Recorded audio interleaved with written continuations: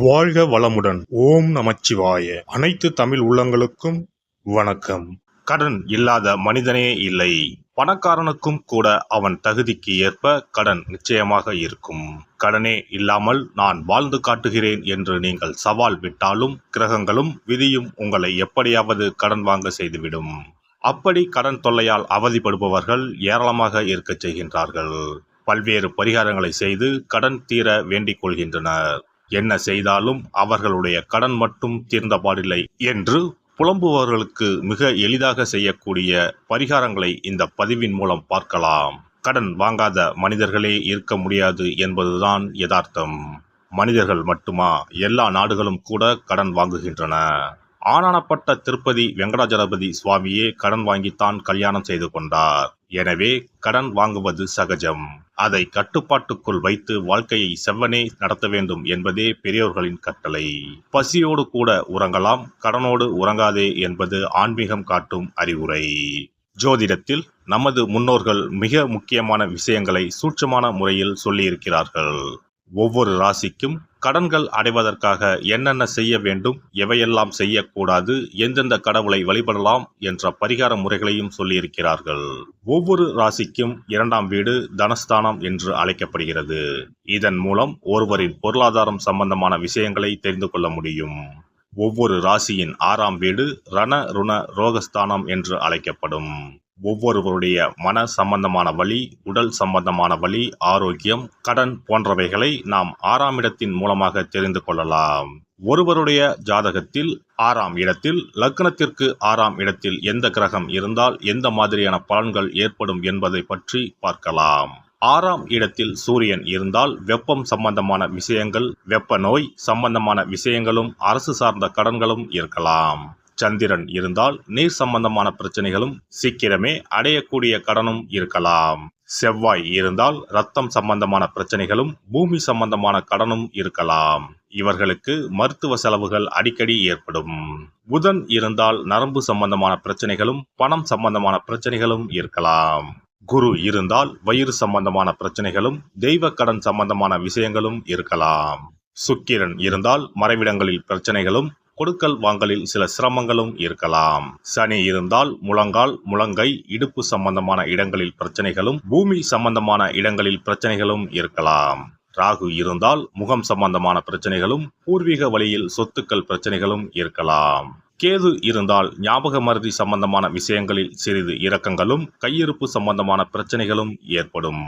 இனி உங்கள் ராசிக்கான கடன் தொல்லை நீக்கும் வழிபாடுகள் என்ன, ஆன்மீகம் காட்டும் பரிகாரங்கள் என்னென்ன, செல்ல வேண்டிய ஸ்தலம் என்ன என்பதனை பற்றி காண்போம். உங்கள் வாழ்வில் கடன் அடைந்து வளமும் நலமும் செல்வ செழிப்பும் பெற்று வாழ்வில் உயரிய நிலையை அடைய எல்லாம் வல்ல எம்பெருமானை வேண்டி விரும்பி கேட்டுக்கொள்கிறேன். மிதுன ராசி.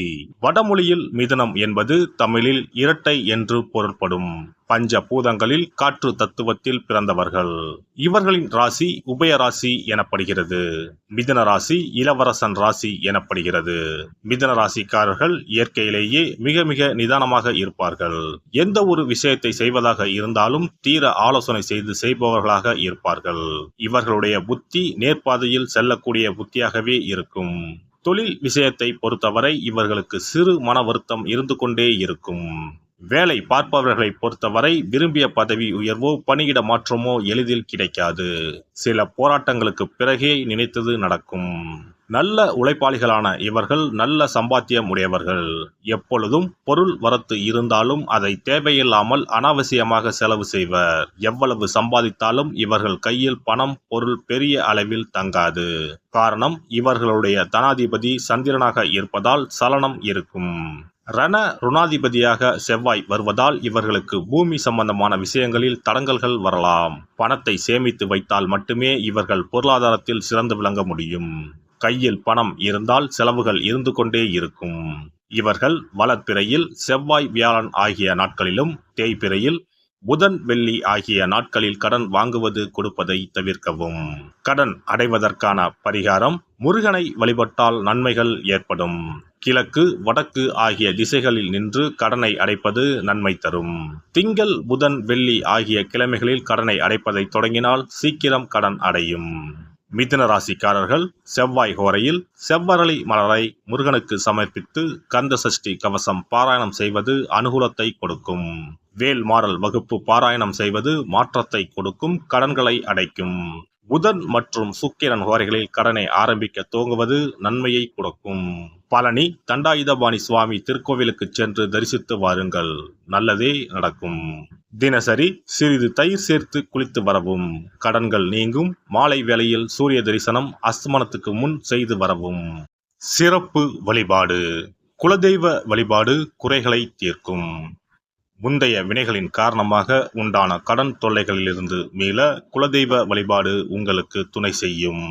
3 பௌர்ணமிகள் தொடர்ந்து குலதெய்வ வழிபாடு செய்து வந்தால் கடன் தொல்லை படிப்படியாக குறையும். ஆண்டுக்கு ஒரு முறையாவது கட்டாயம் குலதெய்வ கோவிலுக்கு சென்று வர வேண்டும். குலதெய்வ கோவில் தூரமாக இருப்பவர்கள் அல்லது குலதெய்வமே தெரியாதவர்கள் 5 முக விளக்கு வைத்து நெய்யிட்டு தீபமேற்றி முடிந்த அளவு படையலிட்டு வழிபட வேண்டும். இப்படி 9 பௌர்ணமிகள் வழிபட்டு வந்தால் கட்டாயம் கடன்கள் அடைபடும். அது மட்டுமின்றி வரவேண்டிய கடன் பாக்கி இருந்தாலும் வசூலாகும். சங்கடங்கள் தீர்க்கும் சக்கரத்தாழ்வார் வழிபாடு. சனி மற்றும் புதன் கிழமைகளில் பெருமாள் கோவிலுக்கு சென்று அங்குள்ள சக்கரத்தாழ்வாரை தரிசித்து மனமுருகி வேண்டுங்கள். பிறகு அவரை 12 முறை வலம் வந்து வழிபடுங்கள். துளசி மாலை சாற்றி வேண்டிக் கொள்ளுங்கள். நிச்சயம் கடனால் உண்டான சங்கடங்கள் நீங்கும். கோமாதா வழிபாடு குறைகளை தீர்க்கும். செல்வத்தின் அம்சமான கோமாதாவின் வழிபாடு உங்களை நிச்சயம் காக்கும். காலையில் விழித்ததும் பசுமாட்டை காண்பது தீர்வு கொடுக்கும். மேலும் ஒரு முறையாவது பசுவுக்கு கீரையும் பழமும் கொடுப்பது நல்லது. திருமகள் உரையும் பசுவின் பின்புறத்தை தொட்டு வணங்குவதும் செல்வம் சேர வழி தரும். குளிகை நேரத்தில் வாங்கிய கடனில் ஒரு பங்கை அடையுங்கள், நிச்சயம் முழு கடனும் தீரும். அதுபோல குளிகை நேரத்தில் கடனை வாங்காதீர்கள். அடகு வைத்த நகைகள் வீடு வந்ததும் நன்கு சுத்தம் செய்து மஞ்சள் நீரில் போட்டு பூஜை அறையில் ஒரு நாள் வைத்த பிறகே உபயோகப்படுத்துங்கள். வீட்டை எப்போதும் சுத்தமாகவும் தெய்வ கடாட்சமாகவும் வைத்துக் கொள்ளுங்கள். திருமகள் தங்கும்படி உங்கள் சுற்றமும் செயலும் இருக்கும்படி பார்த்து கொள்ளுங்கள். கடன் தீரும் வரை பூஜை அறையில் மஞ்சள் பொடியால் அக்ஷயம் என்று எழுதி வாருங்கள். தோரண கணபதியை அன்றாடம் விளக்கேற்றி வழிபடுங்கள். சதுர்த்தி நாட்களில் நைவேத்தியம் சமர்ப்பித்து வழிபடுங்கள், நிச்சயம் கடன் தீரும். ருண விமோசன பைரவர் வழிபாடு கட்டாயமாக உங்களின் எல்லா கடன்களையும் தீர்க்க உதவும். அதுபோல பிரதோஷ வழிபாடு நிச்சயம் எத்தனை பெரிய கடன்களையும் படிப்படியாக தீர்க்க உதவும். அதுபோல பஞ்சமி தினத்தில் அம்பிகையை எண்ணி விளக்கேற்றி வழிபட்டால் கடன் பிரச்சனைகள் தீரும். வெண்கலம் அல்லது பித்தளை விளக்கு வாங்கி வசதியில்லாத சிவாலயத்துக்கு தானம் கொடுக்கலாம். செவ்வாய் பகவானின் திருவருள் இருந்தால் கடன் இல்லாத வாழ்க்கை அமையும், விரய செலவுகள் குறையும். எனவே செவ்வாய் தோறும் செவ்வாயின் அதிபதியான முருகப்பெருமானை வணங்கி வேண்டலாம். சஷ்டி கவசம் பாடி சஷ்டி விரதம் இருப்பதும் கடன் சுமைகளை அறவே ஒழித்துவிடும். எல்லாம் வல்ல இறையருளால் நீங்களும் உங்கள் அன்பு குடும்பமும் உடல் நலம், நீலாயுள், நிறை செல்வம், உயர் புகழ், மெய்ஞானம் ஓங்கி வாழ்க வளமுடன். இந்த வீடியோ பதிவு உங்களுக்கு பிடித்திருந்தால் லைக் பண்ணுங்க, கமெண்ட் பண்ணுங்க, ஷேர் பண்ணுங்க, மறக்காம சப்ஸ்கிரைப் பண்ணுங்க, பக்கத்துல இருக்கிற பெல் பட்டனை கிளிக் பண்ணுங்க. நன்றி, வணக்கம். ஓம் நமச்சிவாய. சிவாய நம.